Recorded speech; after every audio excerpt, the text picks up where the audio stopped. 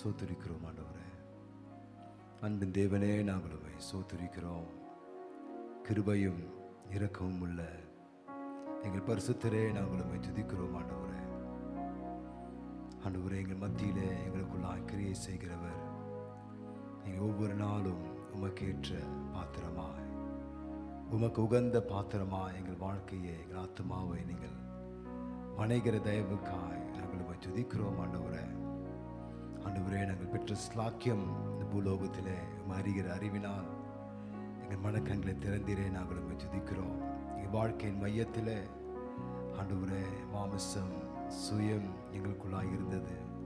இப்பொழுதோ ரட்சிக்கப்பட்ட நாள் முதல் கொண்டு ஒவ்வொரு நாளும் நீர் எங்கள் வாழ்க்கையின் மையத்தில் இருக்கிறீங்க. தயவாய் நடத்துகிற தேவன், போதிக்கிற தேவன், நல்வழியில் நடத்துகிற தேவன், சத்தியத்தின் நடக்க பண்ணுகிற தேவன். ஆண்டவரை, இன்னும் உம்மை கிட்டி சேர நாங்கள் வாஞ்சிக்கிறோம். இன்னும் கிட்டி சேர வாஞ்சிக்கிறோம் ஆண்டவரே. இன்னும் கேட்ட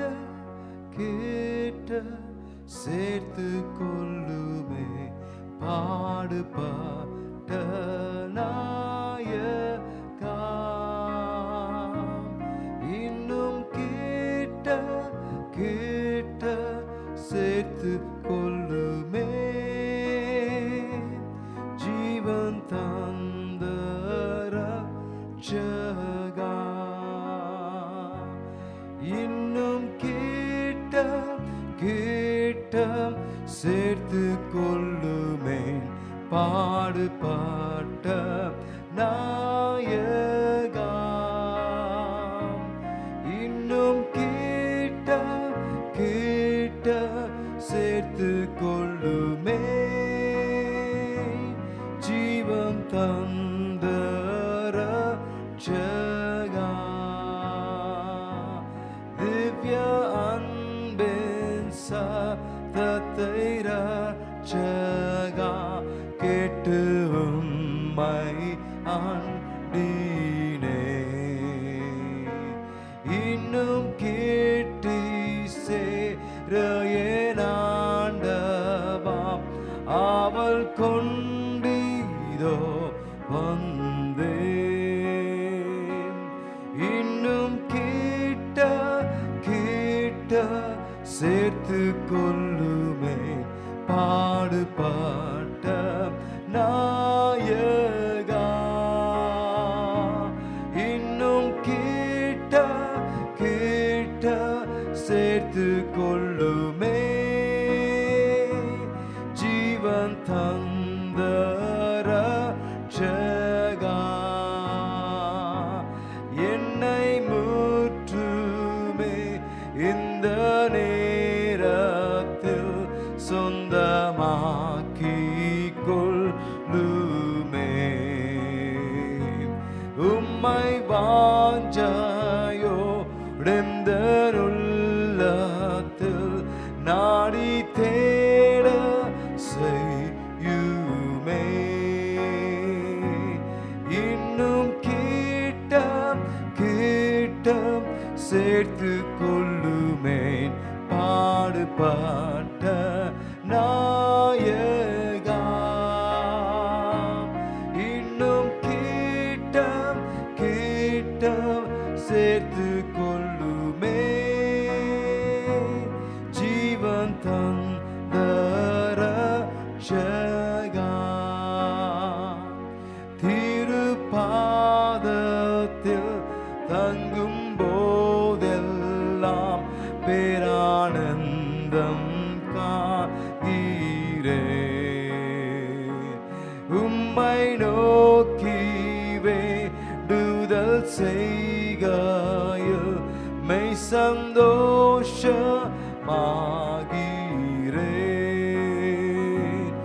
இன்னும் கேட்ட சேர்த்து கொள்ளுமே பாடுபட்ட நாயகா. இன்னும் கேட்ட சேர்த்து கொள்ளுமே ஜீவன் தந்த ரட்சகா இந்த நாட்களிலே இன்னும் கண்டீராத பேரின்பத்து விண்ணில் பெற்று வாழுவேன். இந்த வாழ்க்கையிலே ஆண்டவரே திவ்ய அன்பினாரமும் நீளமும் அங்கே கண்டானம் தீப்பே இன்னும் கிட்ட கிட்ட சேர்த்து கொள்ளுமே பாடுபட்ட நாயகா இன்னும் கிட்ட கிட்ட சேர்த்து கொள்ளுமே ஜீவன் தந்த ரட்சகா. Draw me nearer, nearer, nearer, blessed Lord, to the cross where thou hast died.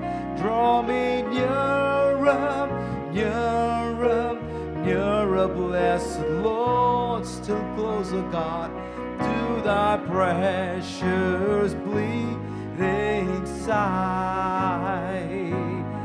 I am thine, O Lord, I have heard thy voice and told thy love to me.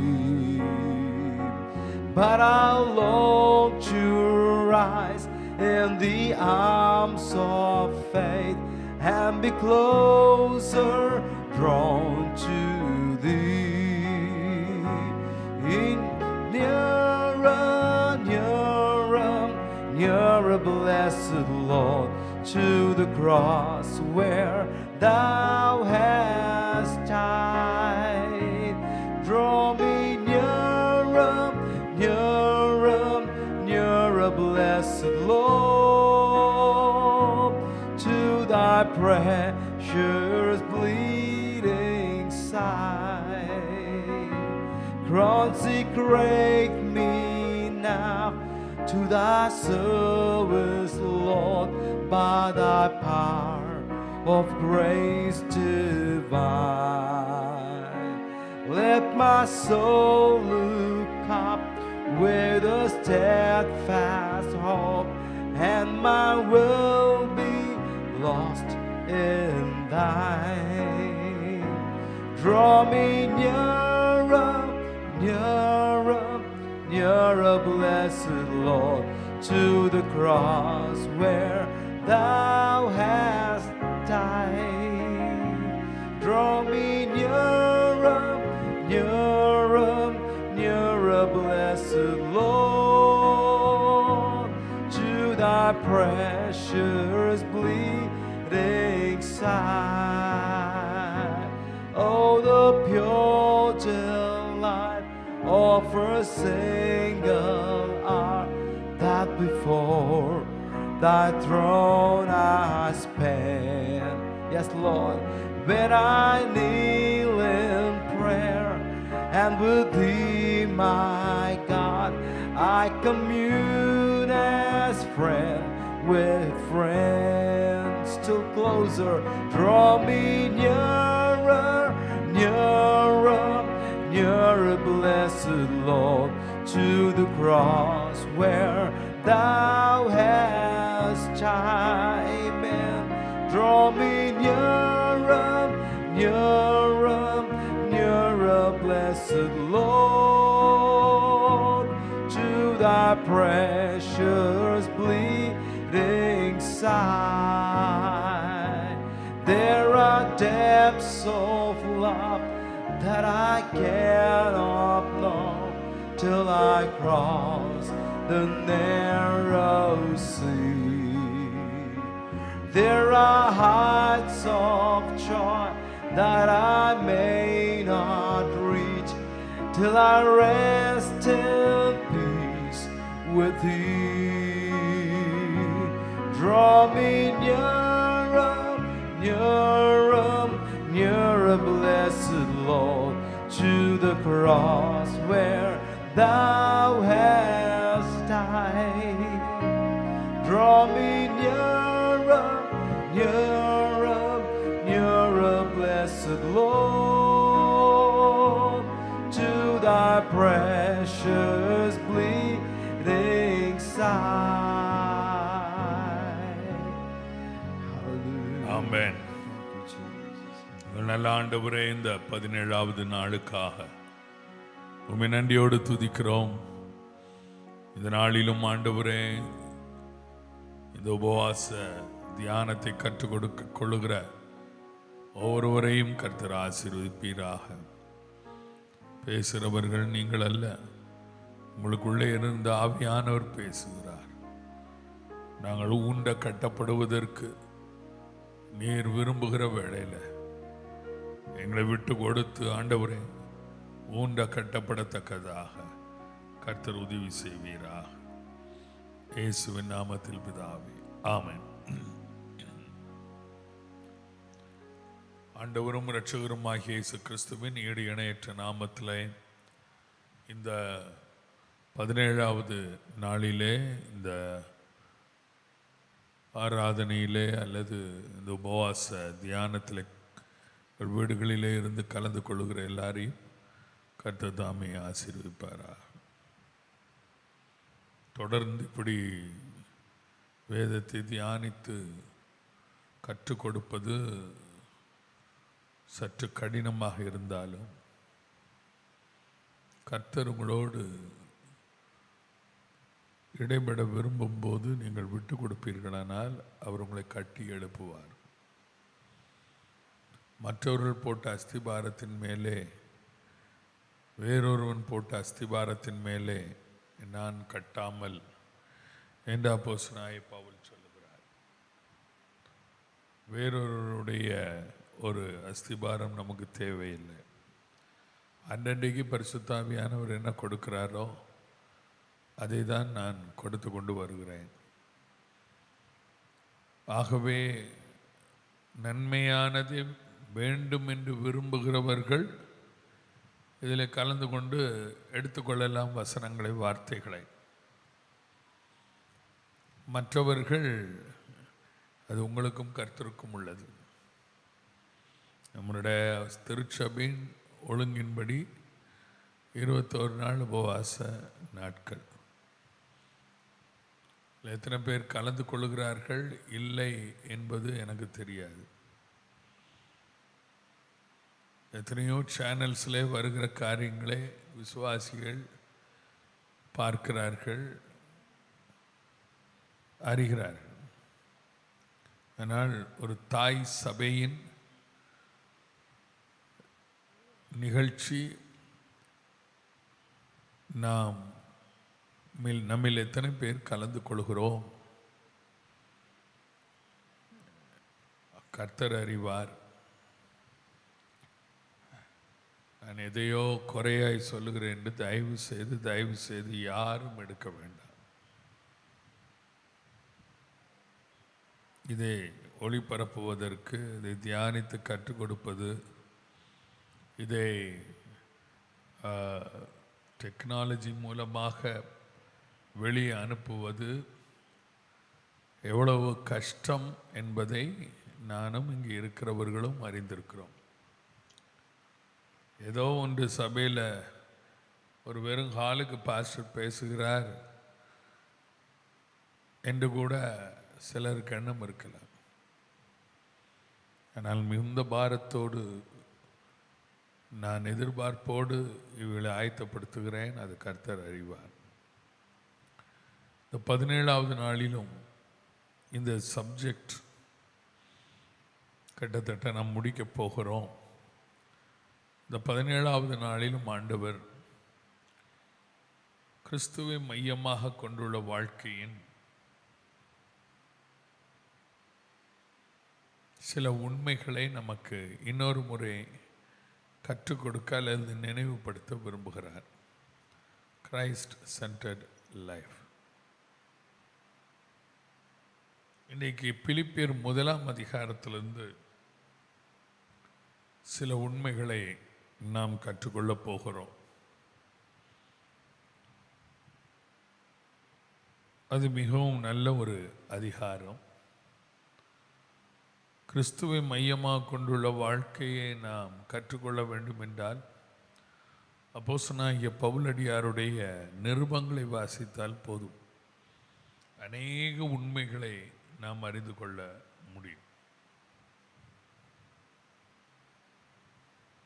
அப்படி கிறிஸ்துவை மையமாக கொண்டுள்ள வாழ்க்கையிலே இன்றைக்கு நமக்கு உதவி செய்யக்கூடிய காரியம் என்ன,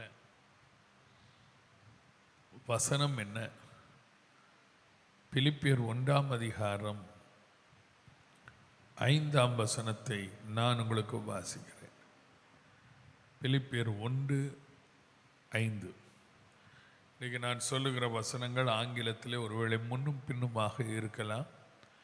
ஆங்கில வேதத்திலே அதை பின்தொடர்கிறவர்கள் நீங்கள் அதற்கேற்றபடி கண்டுபிடிக்கும்படி கேட்டுக்கொள்கிறேன். ஒன்று முந்தின வசனத்தில் இருக்கும் அல்லது பிந்தின வசனத்தில் இருக்கும். தமிழ் வசனத்தை மாத்திரம் நான் கற்றுக் கொடுக்க விரும்புகிறேன் இன்றைய தியானத்திற்காக. உங்களில் நற்கிரியை தொடங்கினவர் அது இயேசு கிறிஸ்துவின் நாள் பரியந்தம் முடிய நடத்தி வருவார் என்று நம்புகிறேன்.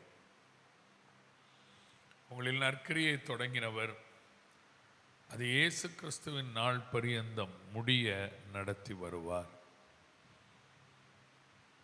ஆங்கிலத்திலே இந்த வசனத்தை நாம் வாசிப்போமானால், கொஞ்சம் தயவு செய்து பெருசாக போடுங்க முடியுமானால்.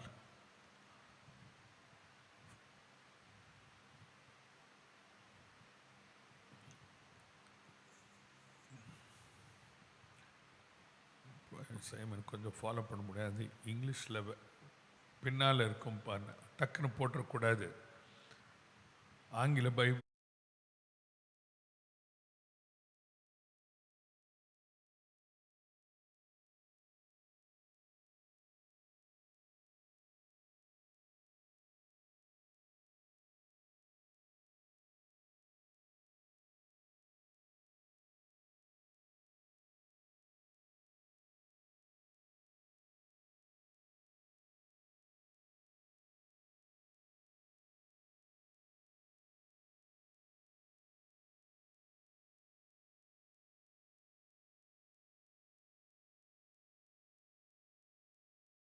அதிகாரம் இங்கிலீஷை பார்க்காம டக்குன்னு இங்கிலீஷ் போட.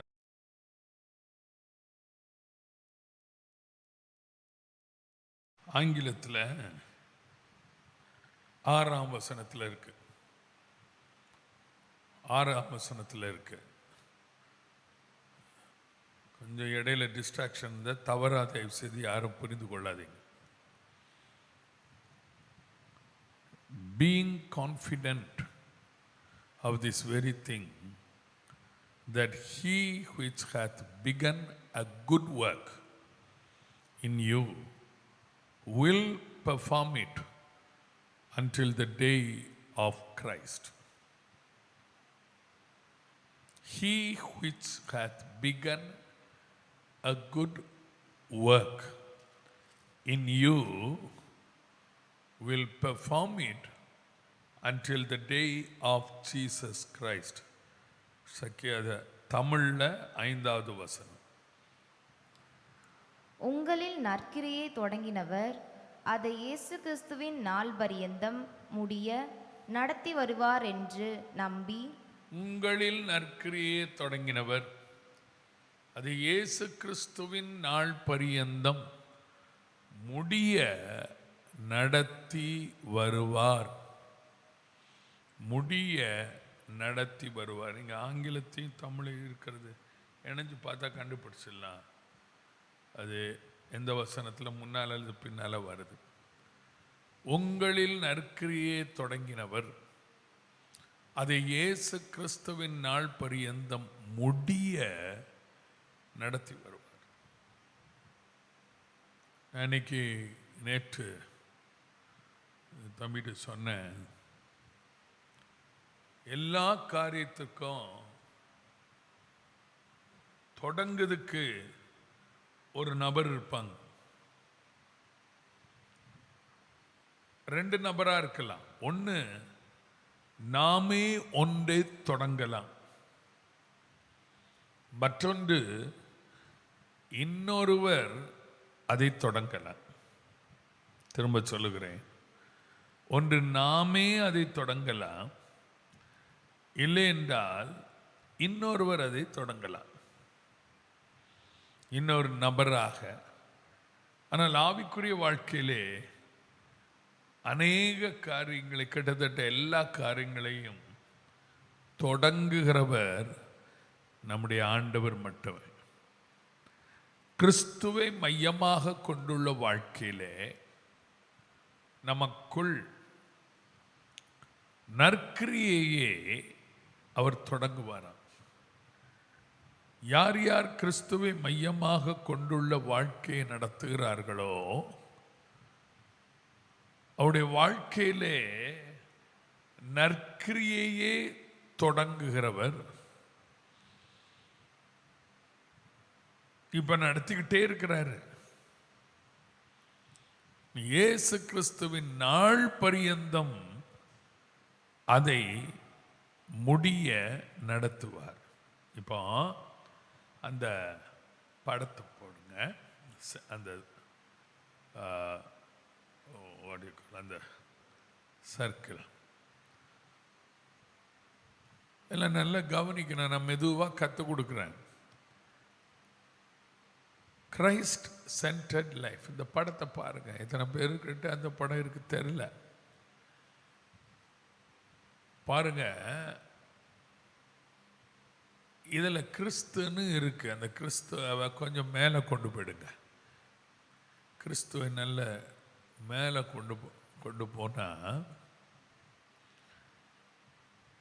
இவர்தான் நம்முடைய வாழ்க்கையின் மையமாக கொண்டுள்ளோம். அப்போ கிறிஸ்துவை மையமாக கொண்டுள்ள வாழ்க்கையில் என்னிலே ஒரு ஏரோ போட்டு எனக்கு நேரம் போடும். என் பேர் ஆனந்துன்னு இருக்குது. கிறிஸ்துவை மையமாக கொண்டுள்ள வாழ்க்கையில் என்னிலே வாக்குத்தத்தனை மடமடம்னு கேட்டுருவோம்.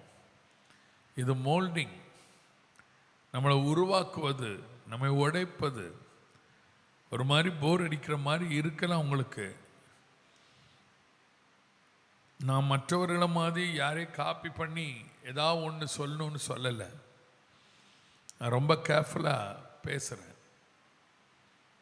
மற்றவர்கள் சில காரியங்களை செய்கிறாங்க, அதனால் நானும் இந்த லாக்டவுனில் செய்யணும் என்பதுக்காக நான் செய்யலை. எனக்கு ஆண்டவர் கொடுத்த கிருபை நான் பயன்படுத்திக்கிட்டு இருக்கிறேன். மற்றவர்களுக்கு ஆண்டவர் கொடுத்த கிருபை மற்றவர்கள் பயன்படுத்திட்டு போட்டோம். அதை நீங்கள் ஃபாலோ பண்ணது உங்களுக்கு நல்லா இருந்தால் தைரியமாக ஃபாலோ பண்ணலாம். கேர்ஃபுல்லாக ஃபாலோ பண்ணணும். ஆனால் என்னுடைய இருதயத்தில் ஆண்டவர் போட்டது நம்முடைய திருச்சபைக்கு ஆண்டவர் கொடுக்கிறார். பாருங்க, கிறிஸ்துவை மையமாக கொண்டுள்ள வாழ்க்கையை எனக்குள்ள தொடங்கி வைக்கிறது யாரா? அவர் தான் தொடங்கி வைக்கிறார். நான் ஏற்கனவே உங்களுக்கு சொன்னது போல எல்லா காரியத்திற்கும் தொடங்கிறதுக்கு ஒரு ஆள் இருப்பாங்க. ஒன்று நானே தொடங்கிடலாம், இல்லை என்றால் யாராவது ஒருவர் வந்து அதை தொடங்கி வைக்கலாம். இப்போ ஆவிக்குரிய வாழ்க்கையில் நானா எதையும் தொடங்க முடியாது. அதாவது கிறிஸ்துவை மையமாக கொண்டுள்ள வாழ்க்கையில் அவர்தான் தொடங்கணும். அப்பதான் அது கண்டினியூ ஆகும். எது மட்டும் கண்டினியூ ஆகுமா? 5ஆம் வசனத்தில் சொல்லியிருக்கு, உங்களில் நற்கிரியை தொடங்கினவர் அதை இயேசு கிறிஸ்துவின் நாள் பரியந்தம் முடிய நடத்தி வருவார். அதை இயேசு கிறிஸ்துவின் நாள் பரியந்தம் முடிய நடத்தி வருவார். அந்த நம்பி அதை எடுத்துருங்க. நடத்தி வருவார். அது என்னுடைய உங்களுடைய இருதயத்தில் இந்த 17வது உபவாச நாளில் ஆழமா பதியணும். இங்கே தொடங்குகிறவர் என்று சொல்லவில்லை, தொடங்கினவர் என்று சொல்லியிருக்கிறது. உங்களில் நற்கிரியை தொடங்கினவர் யார்? அவர் இயேசு கிறிஸ்து என்று நீங்கள் எண்ணலாம். ஆனால் நம்மில் நற்கிரியை தொடங்கினவர் வேறு யாருமல்ல, தேவன். ஏன்னா அதுல இயேசு கிறிஸ்துவின் நாள் பரியந்தம் என்று இருக்கிறது. பிதாவாகிய தேவன் பரிசுத்த ஆவியானவர் மூலமாக நமக்குள்ளே நற்கிரியையே தொடங்கி இருக்கிறார். உங்களுக்குள்ளே தொடங்கி இருக்கிறார். எத்தனை விசுவாசிகள் விசுவாசிக்கிறீர்கள்? ஊழியர்கள் விசுவாசிக்கிறீர்கள்? நமக்குள்ள நற்கிரியத்தை மட்டும்தான் அவர் தொடங்குவார். அவர் துர்க்கிரியை தொடங்குகிறவர் அல்ல. ஒன்றுக்கு தொடக்கம் என்ற ஒன்று இருக்குமானால் அதற்கு முடிவு என்ற ஒன்று உண்டு. If there is a beginning for anything,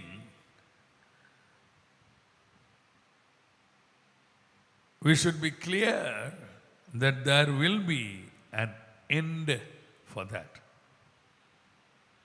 ஒன்றுக்கு தொடக்கம் என்ற ஒன்று உண்டானால் அதை நிச்சயமாய் அதற்கு முடிவு ஒன்று உண்டு என்பதை நாம் அறிந்திருக்க வேண்டும். நம்முடைய ஆண்டவர் பாதி வழியில எந்த காரியத்தை நிறுத்துகிறவர் அல்ல. எத்தனை பேர் நம்புகிறீர்கள்? ஆகவேதான் பவுலடியார் சொல்லுகிறார், அதை நான் நம்புறேன். உங்களில் நற்கிரியையே தொடங்கினவர் அதை இயேசு கிறிஸ்துவின் நாள் பரியந்தம் முடிய நடத்தி வருவார். என்னோடு சேர்ந்து சொல்லுங்க, இந்த செய்தியை கேட்கிறவர்கள், என்னில் நற்கிரியையே தொடங்கினவர் அதை இயேசு கிறிஸ்துவின் நாள் பரியந்தம் முடிய நடத்தி வருவார். ஒரு தைரியமா அதை அழுத்தமா சொல்லணும். அப்போ இன்னொருத்தன் துர்க்கிரியை தொடங்க ஆயத்தமா இருக்கிறான். எப்போதும் நம்முடைய ஆண்டவருக்கும் சாத்தானுக்கு தான் போட்டி. அவர் என்னில் நற்கிரியை தொடங்குவாரானால் அவன் ஒன்ன தொடங்குவான். எனக்குள்ள கிறிஸ்துவை மையமாக கொண்டுள்ள வாழ்க்கையில நம்ம ரொம்ப கவனமா இருக்கணும். எல்லா விசுவாசிகளும் கவனிங்க, எல்லாரும் கவனிப்போம். நானும் சேர்த்தான் சொல்றேன். என்னையும் ஒரு தொடக்கம் ஒன்று உண்டானால் ஒரு முடிவு ஒன்று உண்டு. If I am sure என்னிலே அவர் நற்கிரியை தொடங்கி இருக்கிறார் என்ற ஒரு உறுதி எனக்குள்ளே இருக்குமானால், எனக்குள்ளே ஒரு நிச்சயம் உறுதி வேண்டும். இயேசு அதை முடிய அவர் தேவன் அதை முடிய நடத்தி வருவார். எது மட்டுமாய் இயேசு கிறிஸ்துவின் நாள் பரியந்தம். கரங்களை வைத்து கதிர மகிமைப்படுத்தும். இன்னைக்கு நாளைக்கு மட்டும் இல்ல, ஒரு வாரத்துக்கு இல்ல, ஞாயிற்றுக்கிழமைக்கு மட்டும் இல்ல, புதன்கிழமைக்கு மட்டும் இல்ல, இயேசு கிறிஸ்துவின் நாள் பரியந்தம். அப்போ ஒரு நாள் இருக்குது. அந்த நாள் திங்கள் செவ்வாய் புதன் வியாழன் வெள்ளி சனி ஞாயிறு என்ற பெயரில் இருக்காது. ஒரு நாள் வருகிறது. அந்த நாளுக்கு பேர் என்ன? 6ஆம் வசனத்தில் ஆங்கிலத்தை போடுங்க. அந்த நாளுக்கு பேர் என்ன? The day of Jesus Christ. The day of Jesus Christ. இயேசு கிறிஸ்துவின் நாள் ஒன்று வருகிறது. அப்ப கிறிஸ்துவை மையமாக கொண்டுள்ள வாழ்க்கை, அந்த படத்தை போடுங்க. கிறிஸ்துவை மையமாக கொண்டுள்ள வாழ்விலே எனக்கு அன்பான தேவனுடைய பிள்ளைகளே, எனக்குள்ளே ஒரு நற்கிரியை தொடங்கி இருக்கிறார். அந்த ஏரோ மார்க்கை பாருங்க. கிறிஸ்து அந்த ஏரோ மார்க் எதை காண்பிக்கிறது? எனக்குள்ளே ஒரு நற்கிரியை அவர் தொடங்கி விட்டார்.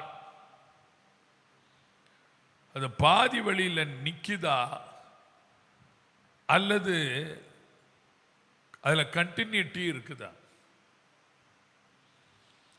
பாதி வழியில் நின்னுச்சா அல்லது தொடர்ந்து அதுல அந்த கிரியை நடந்து கொண்டிருக்கிறதா? அந்த கிரியை என்ன? குட் ஒர்க் என்று சொல்லப்பட்டிருக்கிறது. நற்கிரியை. என் அன்பு தேவ பிள்ளைகளே, இதை நான் யோசிக்கிற வேளையிலே இன்றைக்கு ஆண்டவர் நம்மோடு கூட தெளிவாக பேச விரும்புகிறார். அந்த நற்கிரியை அவர் தொடங்கும் போது நான் எவைகளில் எல்லாம் கவனமுள்ளவனாய் அவர் தொடங்கின நற்கிரியிலே என்னை ஈடுபடுத்திக் கொள்ள வேண்டும். நான் எவைகளில் எல்லாம் எப்படியாக அவர் எனக்குள் நற்கிரியை தொடங்கி இருக்கும் போது நான் எப்படியாக இருக்க வேண்டும்? How should I be? நான் எப்படியாக இருக்க வேண்டும்? கொஞ்சம் பவுலடியார் நம்முடைய அறிவை தட்டி எழுப்புகிறார். அதை நீங்களும் நானும் கொஞ்சம் யோசிச்சு உட்கார்ந்து அந்த வசனத்தை திரும்ப திரும்ப வாசிச்சாதான் உங்களுக்கு புரியும். என்னுடைய நோட்ஸில் அப்பப்போ எழுதுனேன், திருப்பி கிறுக்கினேன், திருப்பி எழுதுனேன், வாசித்தேன், எழுதுனேன், கிறுக்கினேன், திருப்பி வாசித்தேன், எழுதுனேன், கிறுக்கினேன். ஏன்னா அவ்வளோ கஷ்டம் அது. அவர் உங்களில் என்னில் நற்கிரியை துவங்குவாரானால் அதை முடிய நடத்துகிறது தான் கிறிஸ்துவை மையமாக கொண்டுள்ள வாழ்வு. அவர் நம்மளை விட மாட்டாரு, நம்மளும் அவரை விடக்கூடாது.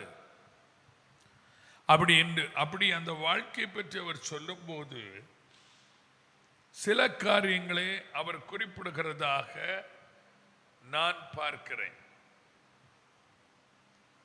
பாருங்கள், 9ஆம் வசனத்தை முதலாவது நான் காண முடிகிறது.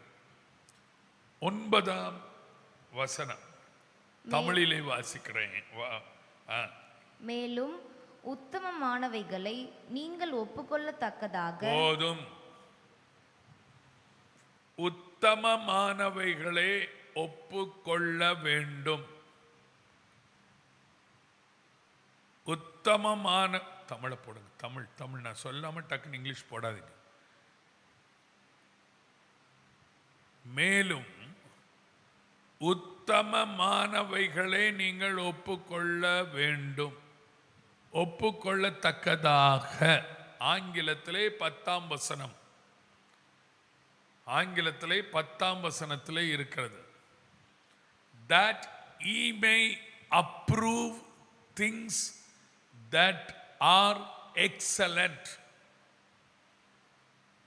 You may approve things that are excellent. முதல் குறிப்பு, we should approve things that are excellent.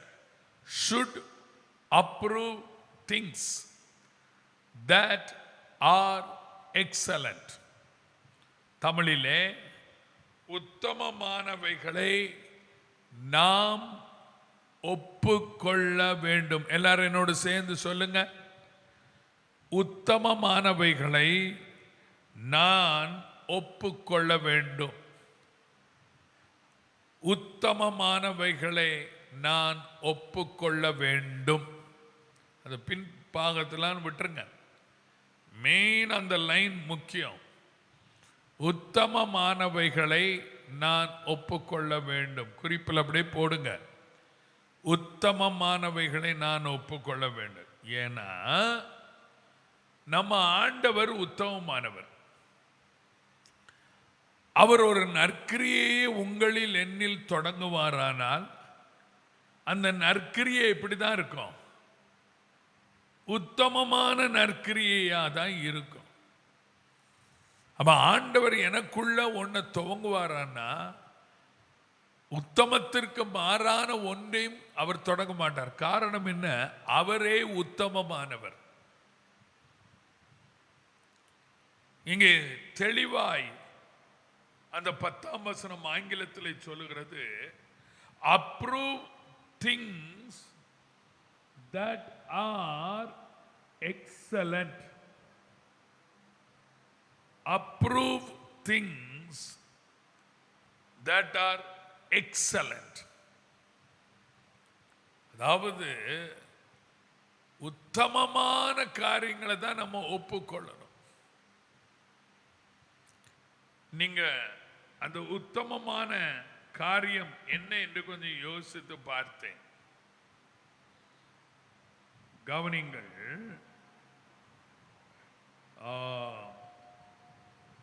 ரோமர் 12ஆம் அதிகாரம் 2ஆம் வசனத்தையும் 5ஆம் அதிகாரம் 10ஆம் வசனத்தையும் வாசிப்போம். ரோமர் 12:2. நீங்கள் இந்த பிரபஞ்சத்திற்கு ஒத்த வேஷம் தெரியாமல் தேவனுடைய நன்மையும் பிரியமும் பரிபூர்ணமுமான சித்தம் இன்னதென்று பகுத்தறியத்தக்கதாக உங்கள் மனம் புதிதாயிருக்கிறதினாலே மறுரூபமாகுங்கள். உத்தமமானவைகளை நீங்கள் ஒப்புக்கொள்ளத்தக்கதாக என்று சொல்லும்போது அந்த உத்தமமானவைகளில் ஒன்று, ஒப்புக்கொள்ள வேண்டிய ஒன்று, உங்களுடைய என்னுடைய மனம் புதிதாகிற ஒன்று மட்டுமல்ல, அதற்கு தேவை என்ன? இந்த பிரபஞ்சத்திற்கு ஒத்த வேஷம் தரிக்க கூடாது. That is the excellent thing. அதுதான் ஒரு உத்தமமான காரியம். இந்த பிரபஞ்சத்திற்கு ஒத்த வேஷத்தை நீங்களும் நானும் தரிக்க கூடாது. அதுக்கு பதிலாக அவருடைய சித்தம் எதுவோ அதுதான் உத்தமம். நற்கிரியை தொடங்குகிறவர் அவருடைய சித்தம், தேவனுடைய நன்மையும் பிரியமும் பரிபூர்ணமான சித்தம் என்ன? மனம் புதிதாக வேண்டும். இன்னொரு வசனத்தையும் நாம் வாசிப்போம். எபேசியருக்கு நிருபம் 5ஆம் அதிகாரம் 10ஆம் வசனம்.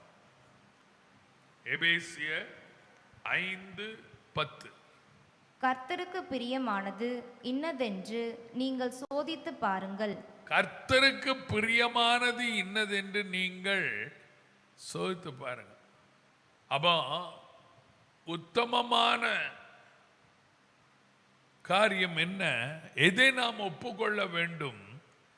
கர்த்தருக்கு எது பிரியமோ அதுதான். கர்த்தருக்கு எது பிரியமோ அது. இந்த எபேசியர் 5:10 ஆங்கிலத்தில் நாம் வாசிப்போமானால், proving what is acceptable unto the Lord. அப்ப எக்ஸலண்ட் என்ன? what is acceptable unto the Lord. இந்த மாலை வேளையிலே, இந்த 17வது நாளிலே, உங்களிலும் என்னிலும் நற்கிரியை தொடங்கினவர் அதை முடிய நடத்த வேண்டும் என்று சொன்னால், எது மட்டும்? கிறிஸ்துவின் நாள் பரியந்தம் அல்லது இயேசு கிறிஸ்துவின் நாள் பரியந்தம் அவர் முடிய நடத்தி வர வேண்டும் என்று சொன்னால், உத்தமமானவைகளை நீங்களும் நானும் ஒத்துக்கொள்ள வேண்டும். அங்கே ரோமர் 12 2 சொல்லப்பட்டிருக்கிறது போல இந்த பிரபஞ்சத்திற்கு ஒத்த வேஷம் தெரியாதபடி தேவனுடைய நன்மையும் பிரியமான பரிபூர்ணமான சித்தம், அதான் உத்தமமானது. என்ன? நம்முடைய மனம் புதிதாக வேண்டும். நம்முடைய மனம் புதிதாகும் போது கிறிஸ்துவை மையமாக கொண்டுள்ள வாழ்க்கையை நீங்களும் நானும் வாழ முடியும். நீங்க தான் உட்கார்ந்து தியானிச்சு அந்த அனுபவத்துக்குள்ள உங்களை கொண்டு வரணும். 2வதாக தமிழிலே 11ஆம் வசனத்தை நான் வாசிக்கிறேன். தமிழிலே 11ஆம் வசனம். நீங்கள் கிறிஸ்துவின் நாளுக்கென்று துப்புரவானவர்களும் இடரல் அற்றவர்களுமாய் இருக்கவும் வேண்டுதல் செய்கிறேன். 5ஆம் வசனம் சொல்லுகிறது, இயேசு கிறிஸ்துவின் நாள் பரியந்தம். 11ஆம் வசனம் சொல்லுகிறது, கிறிஸ்துவின் நாளுக்கென்று. அப்ப 2வது நான் பார்ப்பது என்ன? நான் அதை ஆங்கிலத்திலே வாசிக்கும் போது ஆங்கிலத்திலே அது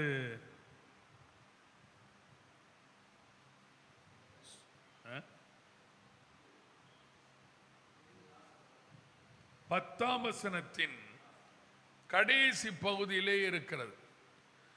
That he may approve things that are excellent, that he may be sincere and without offense till the day of Christ. இந்த மெதுவாக போகிறேன், ஏன்னா இங்கிலீஷில் ஃபாலோ பண்ணுறவங்க, பைபிளை ஃபாலோ பண்ணுறவங்க இருக்கிறாங்க. நீங்கள் நல்லா கோஆப்ரேட் பண்ணணும்.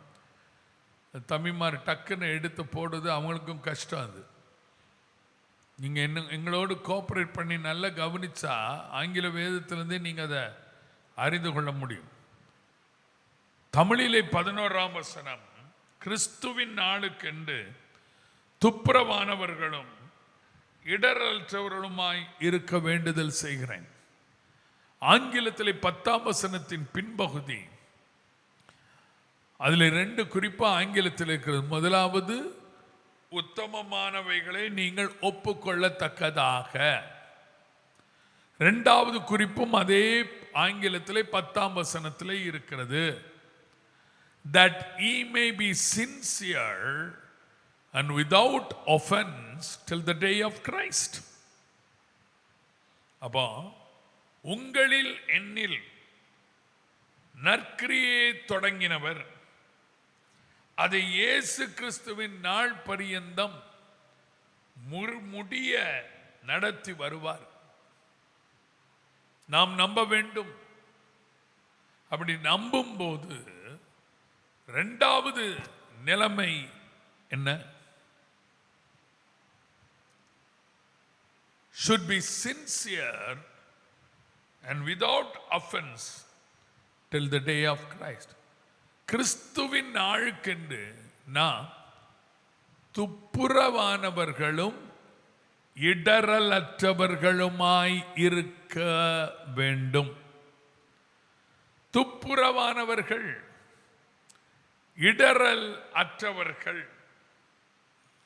ஆங்கிலத்தில் he may be sincere and without offense. உண்மை உள்ளவர்களாய், துப்புரவானவர்களாய், களங்க இருக்கக்கூடாது, களங்க இருக்கக்கூடாது. and without offense, குற்றமற்றவர்களாய் இருக்க வேண்டும். என் அன்பு தேவ பிள்ளைகளே, இடரலற்றவர்கள், தமிழில் நல்லா இருக்குது, துப்புரவானவர்கள், கிளீனா இருக்கணும், இடரலற்றவர்களாய் இருக்க வேண்டும். அப்ப கிறிஸ்துவை மையமாக கொண்டுள்ள வாழ்க்கையில நற்கிரியையே உங்களிலும் என்னிலும் தொடங்கின தேவன் அதை இயேசு கிறிஸ்துவின் நாள் பரியந்தமும் முடிய நடத்தி வர வேண்டும் என்று சொன்னால் உத்தமமானவைகளை நாம் ஒப்புக்கொண்டால் மட்டும் போதாது, கிறிஸ்துவின் நாளுக்கென்று துப்புரவானவர்களும் இடரல் அற்றவர்களுமாகவும் இருக்க வேண்டும். இந்த தீர்மானத்தை நாம் இன்றைக்கு எடுக்கிறோம். இல்லை என்றால் கோஆபரேஷன் இஸ் வெரி இம்பார்ட்டன்ட். அவர் நற்கிரியை தொடங்கினார். அவர் அதை இயேசு கிறிஸ்துவின் நாள் தேவன் நற்கிரியை தொடங்கினார் என்னில் உங்களில். கிறிஸ்துவை மையமாக கொண்டுள்ள வாழ்க்கையை நாம் நடத்தும்படியாக. அப்போ இயேசு கிறிஸ்துவின் நாளுக்கென்று நாம் துப்புரவானவர்களும் இடரலற்றவர்களுமாய் இருக்க நம்மை காத்து கொள்ளாவிட்டால் உங்களில் என்னில் நற்கிரியையை தொடங்கினவர் எப்படி இயேசு கிறிஸ்துவின் நாள் பரியந்தமும் முடிய நடத்தி வருவார்? முடியாது. அப்ப அவரோடு கூட நீங்களும் நானும் ஒரு கோஆபரேஷனுக்குள்ள வரணும், ஒரு ஒத்துழைப்புக்குள்ள வரணும். அந்த நீங்களும் நானும் கோஆபரேட் பண்ணலன்னா பாதி வழியில வண்டி நின்றோம். அவர் தொடங்கிட்டாரு, முடிய நடத்துவார், முடிய நடத்தி வருவார். அது அவர் பாடு. அதனால நான் எப்படி வேணாலும் இருக்கலாம்னு சொல்லி ஆனந்தம் எண்ண முடியாது, நீங்களும் எண்ண முடியாது. The continuity of the good work of God in me based on my cooperation with God. என்னுடைய ஒத்துழைப்போடு கூட மட்டுமே தேவன் என்னிலே தொடங்கின நற்கிரியையே இயேசு கிறிஸ்துவின் நாள் பரியந்தம் நடத்தி முடிக்க முடியும். அப்படியானால் துப்புரவு என்னில் இருக்கிறதா? மற்றவர்களுக்கு இடரலற்ற நிலையிலே நான் இருக்கிறேனா? Am I sincere before God? Am I sincere before men? Am I be without offense? நான் குற்றமற்றவனாய் இருக்கிறேனா? இடரலற்றவனாய் இருக்கிறேனா? நம்மை சிந்தித்து பார்ப்போம், யோசித்து பார்ப்போம். தேவன் இயேசு கிறிஸ்துவின் நாள் பரியந்தம் தொடங்கினதை முடிய நடத்துவார். மூன்றாவது இன்னொரு காரியத்தை நான் பார்க்கிறேன். பத்தாம் வசனம் தமிழிலே சொல்லுகிறது. பத்தாம் வசனம், தேவனுக்கு மகிமையும் துதியும் உண்டாகும்படி கிறிஸ்து இயேசுவினால் வருகிற நீதியின் கனிகளால் நிறைந்தவர்களாகி. ஆங்கிலத்திலே 11ஆம் வசனம் என்று நம்புகிறேன். 10ஆம் வசனம் சொல்லுகிற தமிழிலே மூன்றாவது குறிப்பு என்ன? இயேசு கிறிஸ்துவினால் வருகிற நீதியின் கனிகளால் நிறைந்த ஒரு வாழ்க்கை. இயேசு கிறிஸ்துவினால் வருகிற நீதியின் கனிகளால் நிறைந்த ஒரு வாழ்க்கை.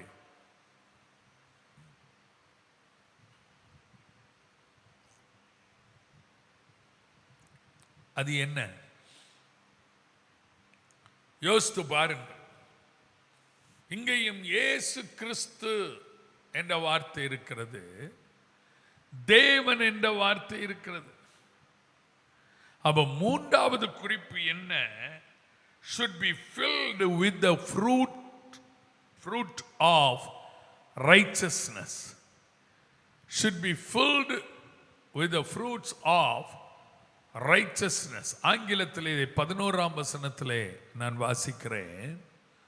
ஆங்கிலத்திலே 11ஆம் வசனம், being filled with the fruits of righteousness which are by Jesus Christ unto the glory and praise of God.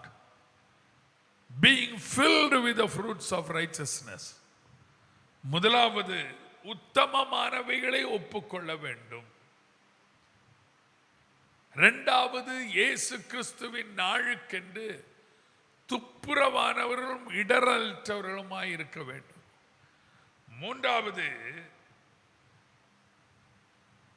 நீதியின் கனிகளால் நிறைந்தவர்களாய் இருக்க வேண்டும். யாருனாலே வருகிற நீதியின் கனி? இயேசு கிறிஸ்துவினால் வருகிற நீதியின் கனி. Let us go back to the picture. அந்த படத்தை திரும்ப நாம் கவனிப்போமாக.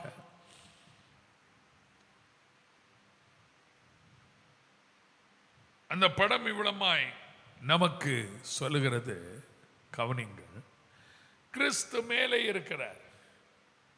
அந்த வட்டத்திற்கு வெளியே அவர் இல்லை, உள்ளே இருக்கிறார். கிறிஸ்துவை மையமாக கொண்டுள்ள வாழ்க்கை, என்னுடைய வாழ்க்கை அந்த வட்டம்.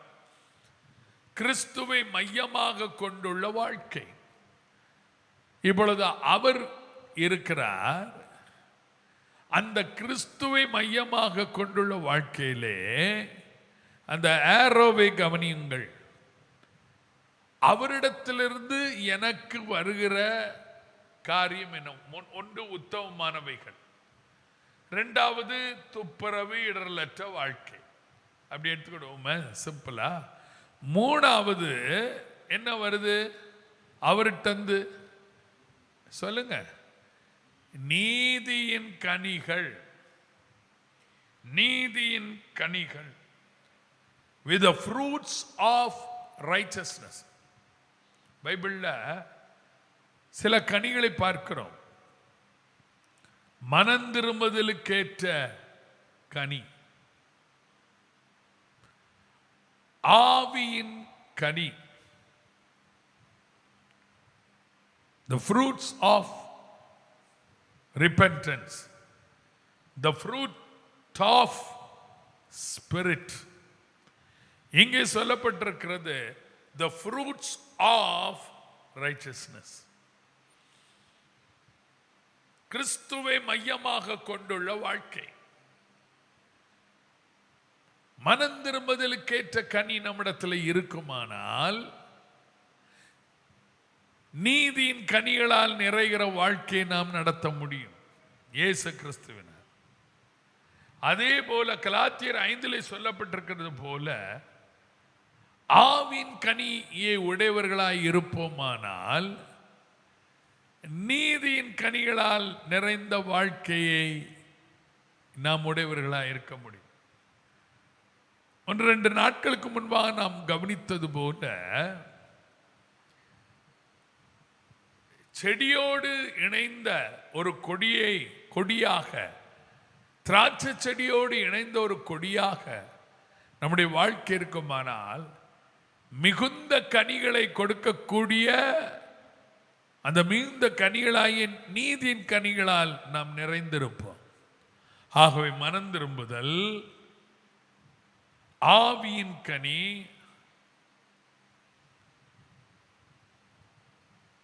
திராட்சை செடியோடு இணைந்த ஒரு மிகுந்த கனி, இவைகள் எல்லாம் சேர்ந்து வரும்போது நீதியின் கனிகளால் நிறைந்த ஒரு வாழ்க்கை. in other words, இன்னொரு வார்த்தையை சொல்லுகிறேன், நன்றாய் கவனியுங்கள். மனந்திரும்புதலும் பரிசுத்தாவின் அபிஷேகமும் இணைந்துள்ள வாழ்க்கை தான் நமக்கு எதை தர முடிகிறது? மனந்திரும்புதலுக்கேற்ற கனியும் ஆவின் கனியும் இணைந்த வாழ்க்கை தான் உங்களுக்கும் எனக்கும் நீதியின் கனிகளால் நிறைந்த வாழ்க்கை கொடுக்க முடிகிறது. அப்படியானால் உங்களில் நற்கிரியையை தொடங்கினவர் அதை இயேசு கிறிஸ்துவின் நாள் பரியந்தமும் முடிய நடத்துவார். உத்தமமானவைகளை நாம் ஒப்புக்கொள்ளுதல், கிறிஸ்துவின் நாளுக்கென்று துப்புரவானவர்களாக இடரலற்றவராக நம்மை காத்துக் கொள்ளுதல், நீதியின் கனிகளினால் நிறைந்தவர்களாம். கவனிங்க, இந்த நீதியின் கனிகளால் நிறைந்த வாழ்க்கை அந்த வசனம் தெளிவாய் சொல்லுகிறது. 10ஆம் வசனத்தில் தமிழிலே தேவனுக்கு மகிமையும் துதியும் உண்டாகும்படி.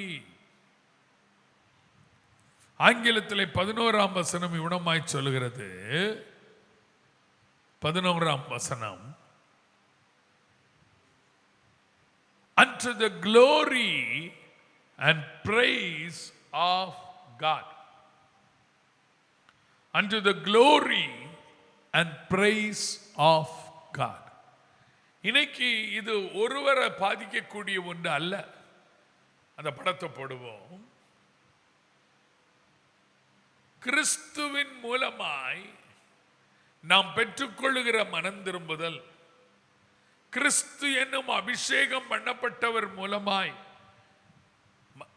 பெற்றுக்கொள்ளுகிற ஆவி, அதாவது மனம் திரும்புதலின் கனி, மனம் திரும்புதலுக்கேற்ற கனி, ஆவியின் கனி, இந்த ரெண்டையும் இணைத்து பார்க்கிற வேளையிலே இந்த ரெண்டும் நாம் கிறிஸ்துவனிடத்திலிருந்து பெற்றுக்கொள்ளும் போது கிறிஸ்துவின் மையமாக கொண்டுள்ள இந்த வாழ்க்கை எதினால் நிறைந்திருக்குமாம்? நீதியின் கனிகளால் நிறைந்திருக்கும். அப்படி நீதியின் கனிகளால் நிறைந்திருக்கிற சூழ்நிலையிலே யாருக்கு மகிமையாம்? யாருக்கு மகிமை? யாருக்கு துதி? தேவனுக்கு மகிமையும் துதியும் உண்டா. இன்றைக்கு காரணம் என்ன? நற்கிரியை தொடங்கினவர் தேவன். எது மட்டும் அதை முடிய நடத்துகிறாராம்? இயேசு கிறிஸ்துவின் நாள் பரியந்தம்.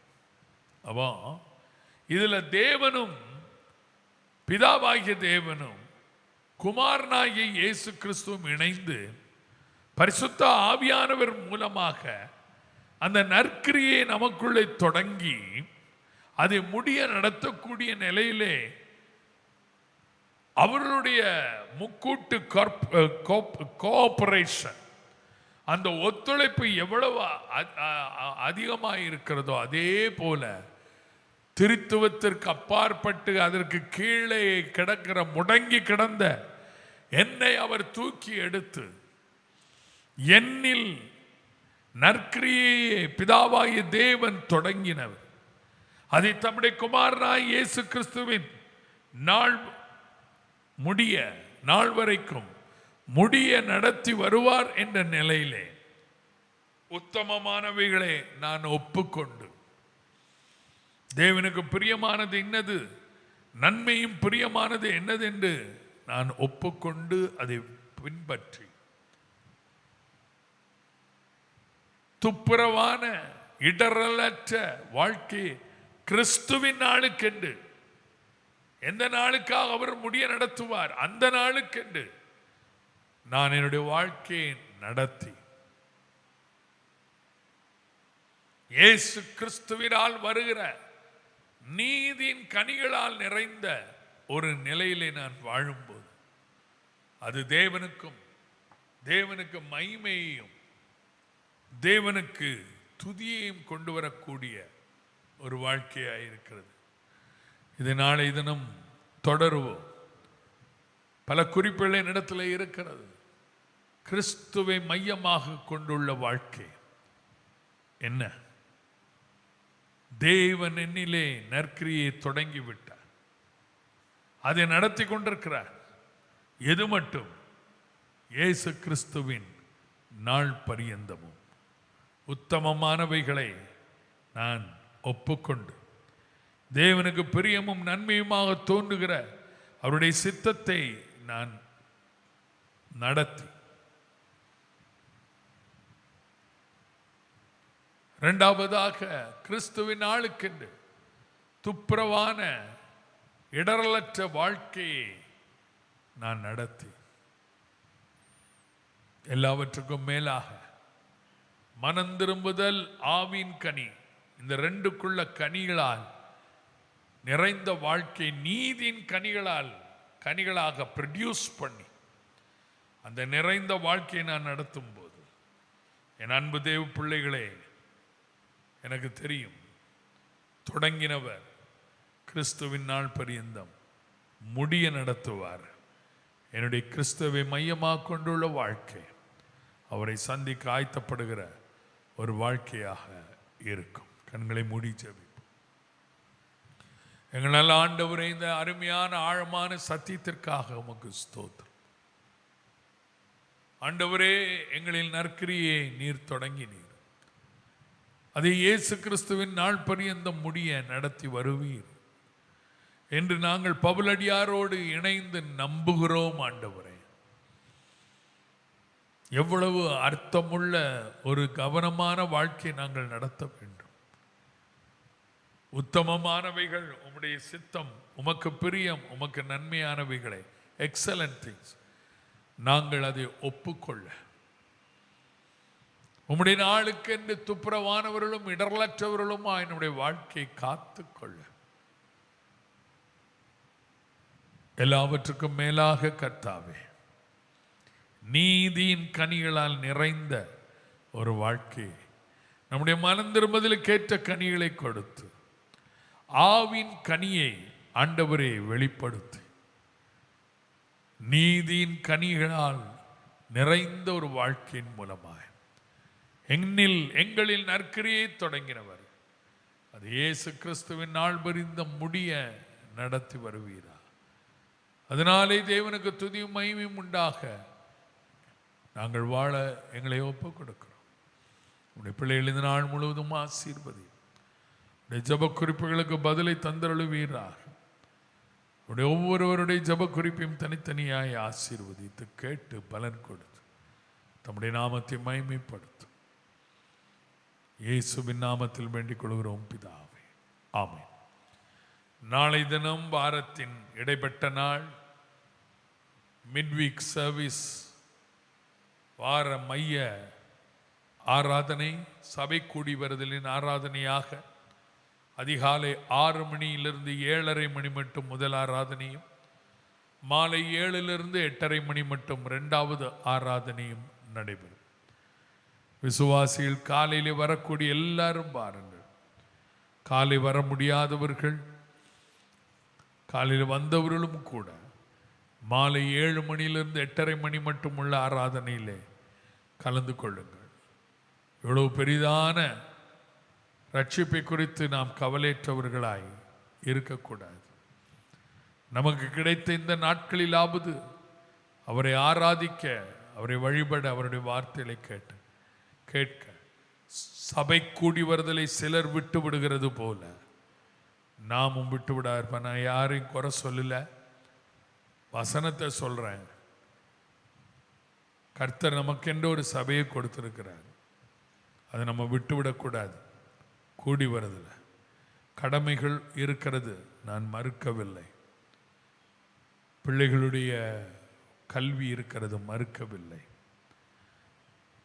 ஆன்லைனில் வேலைகள் இருக்கிறது, மறுக்கவில்லை. ஆனால் பிரயாசப்படுங்கள், முயற்சி செய்யுங்கள், கர்த்தர் கிருபை தருவார். திரும்ப சொல்லுகிறேன், பிரயாசப்படுங்கள், முயற்சி செய்யுங்கள், கர்த்தர் கிருபை தருவார். கர்த்தர் உங்கள் ஒவ்வொருவரையும் ஆசீர்வதித்து நாள் முழுவதும் வழி நடத்துவாராக. பிள்ளைகளை பத்திரமாய் வைத்துக் கொள்ளுங்கள். சமுதாயத்திலே கவனத்தோடு ஜாக்கிரதையோடு நடவுங்கள். நாளை தினம் திருச்சபையிலே ஒருவர் சந்தித்து கர்த்தருடைய நாமத்தை மகிமைப்படுத்துவோம். கர்த்தர் உங்களை ஆசீர்வதிப்பாராக. God bless you all.